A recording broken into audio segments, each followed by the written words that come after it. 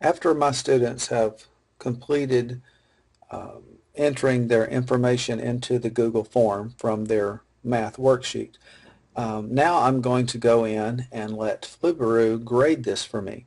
So I will go open the file, the spreadsheet, the one that says responses. I will double click that to open it up.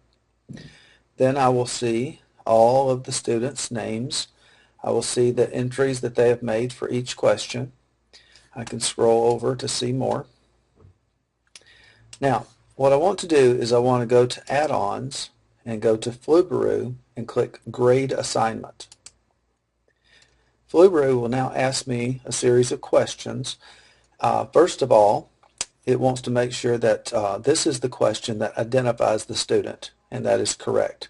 I can also assign different point values. So as you see, I could assign 1 point up to 5 points. I could even skip grading a particular question. So in this one, this is a quiz, and I'm simply going to leave this at each one at 1 point. The next question Flubaroo wants to know is which of the submissions do I want to use as my answer key? And that's why it was important for me to label that such. So I'll select that and continue.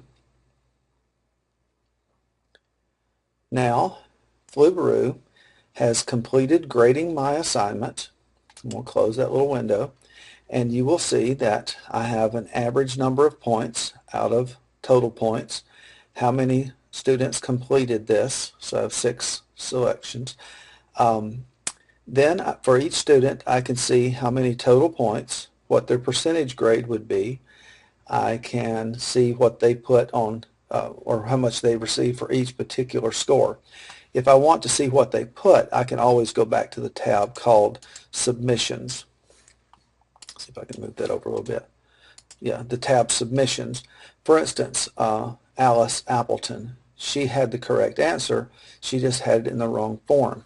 So when I go to take a look at Alice's grade, I see that she has missed one of the questions, and so I could go and give her credit for that. I could just go in and change that grade for Alice, and go in and change that grade for Alice.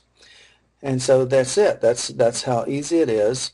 I also get an analysis, question analysis for each of the questions, and tells me, how we did as a class on each one.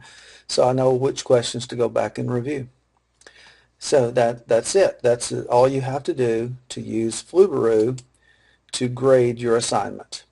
Now, let's say that I had some more students come in a little bit later and I wanted to regrade this. So all you have to do is go back and say regrade, and it would then of course do that. You can also view a report, and viewing a report would tell you, give you some idea about how you did as a class on this particular assignment. You can also set up Flubaroo to automatically regrade assignments. You simply go down to Advanced and then enable Autograde. In order to use the Autograde, it would like for you to update the grading and email settings. You say yes. And you're simply going back through the first part where you're identifying which one identifies the student, and you are telling it which one is the answer key. And now you don't have email addresses. Just hit continue.